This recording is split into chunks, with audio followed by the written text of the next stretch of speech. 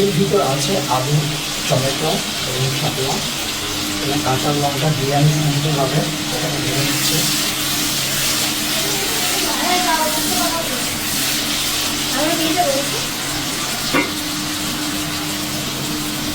হচ্ছে ধনিয়া গুঁড়া,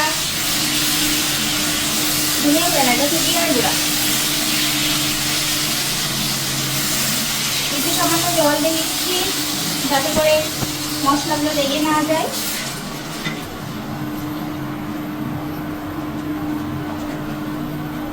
আর দিয়ে দেবো ধনিয়ার গুঁড়া,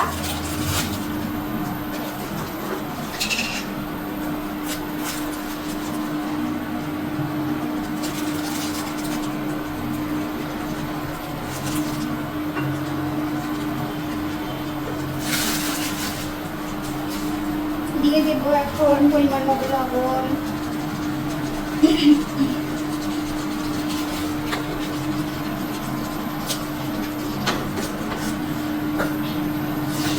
দিয়ে দেবো হলুদ,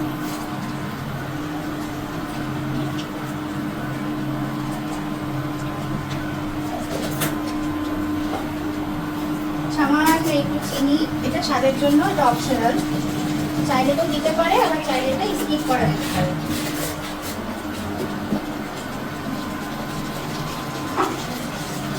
আর যেটা দিয়ে দেবো এখন সেটা হচ্ছে মরিচের গুঁড়া। খুব বেশি পরিমাণে দিব না, কারণ আমার মেয়ে ঝাল খেতে পারে না বেশি একটা, তো সামান্য একটু দিচ্ছি।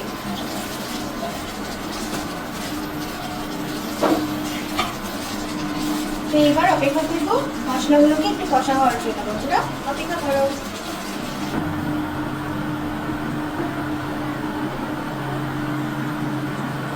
আর আজকের রান্নাটা একটু অন্যরকম হচ্ছে। আজকের রান্নাতে আছে রুই মাছের ঝোল রান্না, আর এর মধ্যে আছে আমরা ইউজ করছি আলু, টমেটো এবং শাপলা। এখন যেহেতু শাপলা বর্ষাকাল, সেহেতু সব জায়গায় শাপলা আছে, তাই শাপলা দিয়ে টমেটো দিয়ে আলু দিয়ে সুন্দরভাবে রুই মাছের রান্না হচ্ছে। আর দেখুন বন্ধুরা, রেসিপিটা খুবই ভালো। মশলাটা সুন্দরভাবে কষানো হয়ে গেছে, দেখুন ছেড়ে গেছে। এবার আমরা ঝোলের জন্য জল দিয়ে দেবো।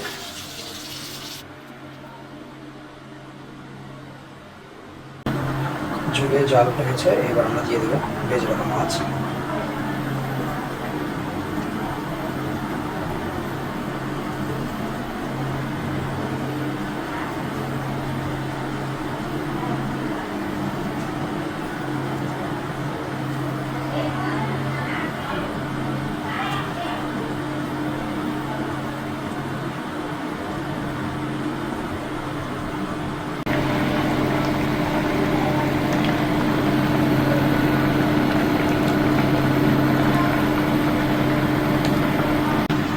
আর বন্ধুরা, রান্না শেষ।